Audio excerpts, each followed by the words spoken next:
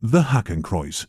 The Hakenkreuz is the hooked cross that Adolf Hitler personally designed for the Nazi Party flag in 1920, stealing an ancient sacred symbol and weaponizing it into the most recognizable emblem of hate in human history.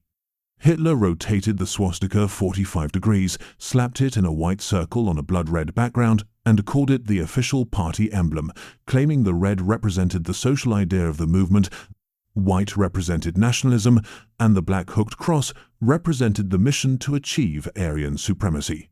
The symbol wasn't even originally called a swastika in Germany.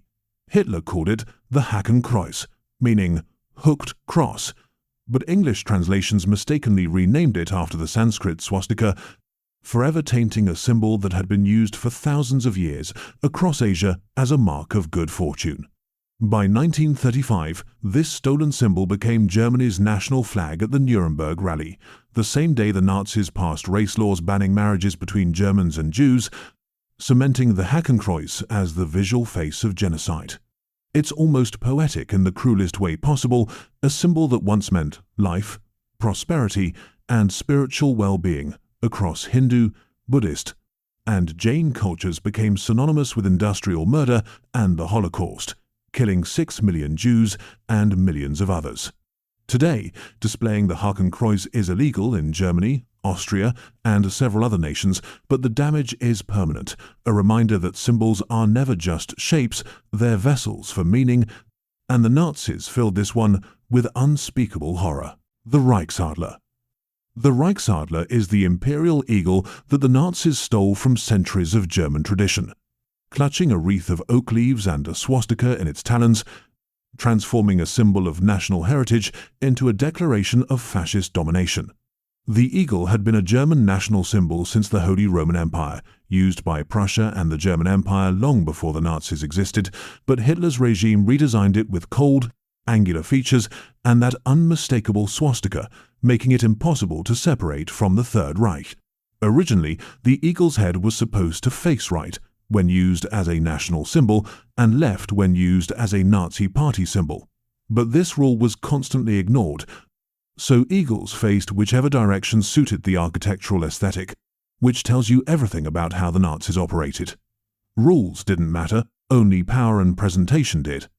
The Reichsadler was plastered on government buildings, party headquarters, autobahn bridges, military uniforms, and even concentration camp gates, turning the eagle into an omnipresent reminder that the Nazi state was watching, controlling, crushing.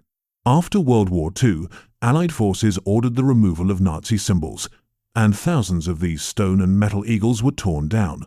But many remain today, often missing their swastikas, but still unmistakably Nazi in design, haunting reminders carved into the architecture of Europe. The modern German government uses a different eagle, the Bundesadler, which intentionally looks softer, less aggressive, less imperial, because they learned the hard way that symbols matter, and the Reichsadler mattered too much for all the wrong reasons. SS runes. SS runes are the twin lightning bolts that represented the Schutzstaffel, Hitler's elite paramilitary death squad, responsible for running concentration camps, extermination camps, and carrying out some of the most horrific atrocities in human history.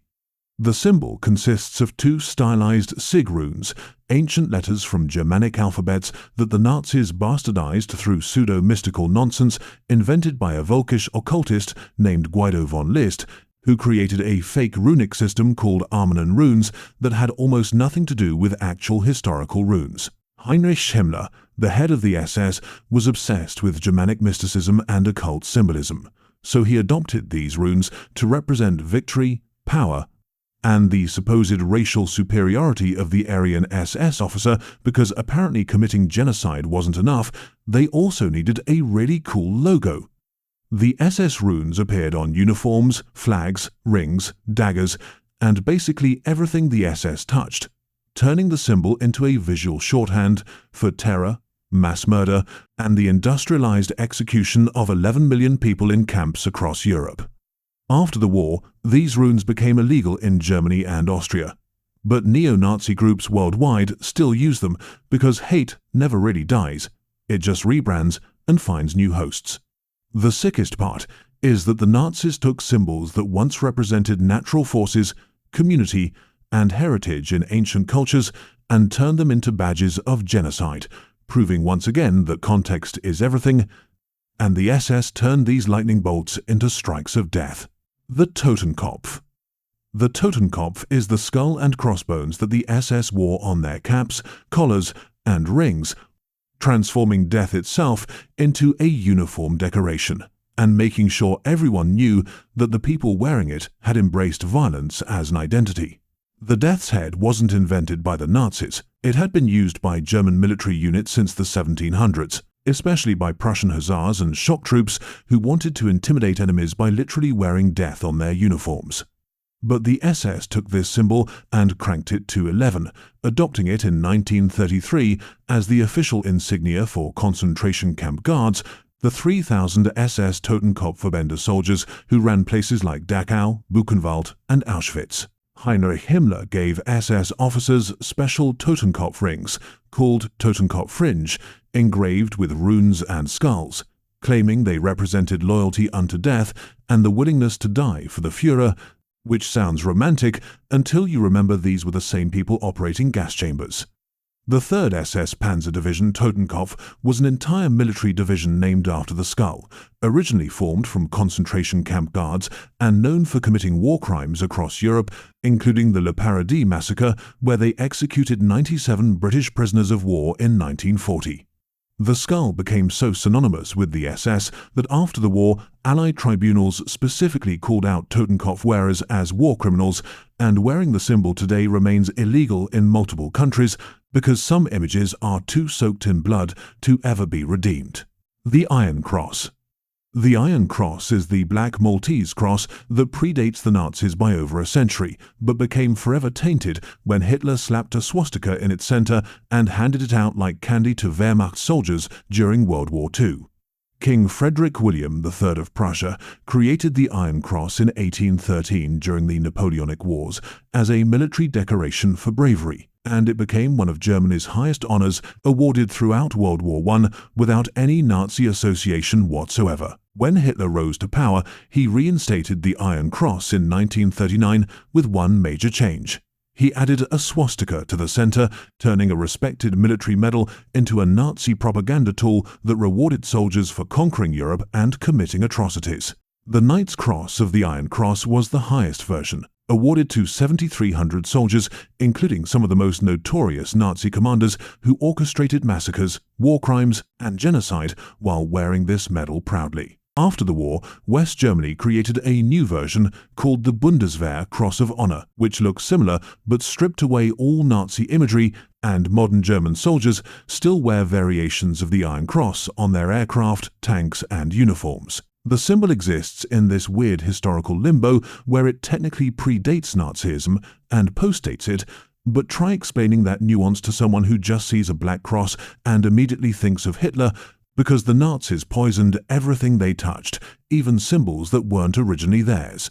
The Black Sun.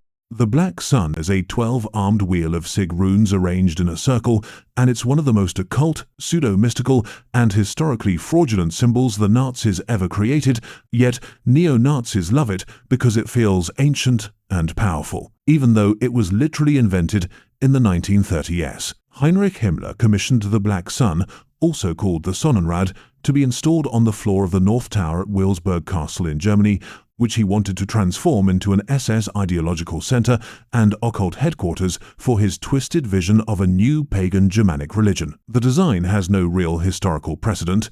It's basically a mashup of ancient symbols like sun wheels and sig runes, aesthetically arranged to look mystical and Aryan, which is peak Nazi ideology, taking random elements from European history and pretending they prove racial superiority. The Black Sun remained relatively obscure until the 1990s, when neo-Nazi groups rediscovered it and started using it as a dog whistle symbol that could signal Nazi ideology without being immediately recognized as illegal imagery. In 2022, the Buffalo mass shooter included the Black Sun in his manifesto before murdering 10 black people in a supermarket, proving that this symbol has evolved from obscure SS occultism into a rallying point for white supremacist violence. The terrifying part is that the Black Sun allows modern Nazis to signal their beliefs without technically breaking laws in countries where swastikas are banned, so hate adapts, mutates, and finds new ways to brand itself while governments scramble to keep up. The Wolfsangel. The Wolfsangel is the wolf's hook, a medieval German symbol that looks like a broken Z or a stylized anchor, and the Nazis took this obscure forestry tool marker and transformed it into a divisional insignia for some of their most brutal SS units. Originally, the Wolfsangel was a literal hunting device, a metal hook used to trap and kill wolves in medieval forests, and German towns adopted it as a heraldic symbol representing protection, defense, and territorial control. The 2nd SS Panzer Division, Das Reich, used the Wolfsangel as their emblem, and they became infamous for war crimes, including the Oradour-sur-Glane massacre in France in 1944, where they murdered 642 civilians, burned them alive in a church, and razed the entire village. Multiple other Nazi divisions used variations of the Wolfsangel, and after the war, it became so associated with SS atrocities that Germany banned it in certain contexts, though its use remains legal when clearly referencing historical heraldry rather than Nazi ideology. The symbol experienced a horrifying revival in 2014, when the Azov Battalion in Ukraine adopted the Wolfsangel as part of their unit insignia, sparking international controversy because regardless of their stated intentions, they chose to march under a symbol worn by SS war criminals. The Wolfsangel proves that symbols are never neutral. They carry the weight of every hand that's held them, every cause they've represented, and once genocide touches a symbol, that stain never fully washes away, no matter how many centuries pass or how many excuses people make. The Nazi salute. The Nazi salute is the raised right arm with an open palm that became the compulsory greeting of the Third Reich, transforming a simple gesture into a public loyalty test that could get you arrested, beaten, or killed if you refused. Hitler claimed the salute was based on the ancient Roman salute, but historians have proven that the Romans never actually used this gesture. It was invented by 19th century artists and filmmakers who imagined what Romans might have done, and the Nazis just copied it from Italian fascists. The salute became mandatory in Germany in 1933, replacing handshakes, waves, and normal greetings with a fascist gesture accompanied by the phrase "Heil Hitler," forcing millions of people to publicly declare allegiance to a dictator every single day. Refusal to perform the Nazi salute was an act of resistance that could result in arrest by the Gestapo, imprisonment, or deportation to concentration camps, which meant every German citizen faced a daily moral choice: comply and survive, or resist and risk everything. One famous photograph shows August Landmesser standing in a crowd at a Hamburg shipyard in 1936 with his arms crossed, the only person refusing to salute because his wife was Jewish and he understood exactly what that raised arm represented. After World War II, the Nazi salute was banned in Germany, Austria, and several other countries, and performing it today can result in fines or imprisonment, yet it keeps reappearing at far-right rallies worldwide because gestures, like symbols, never truly die. They just wait for the next generation of hate to resurrect them.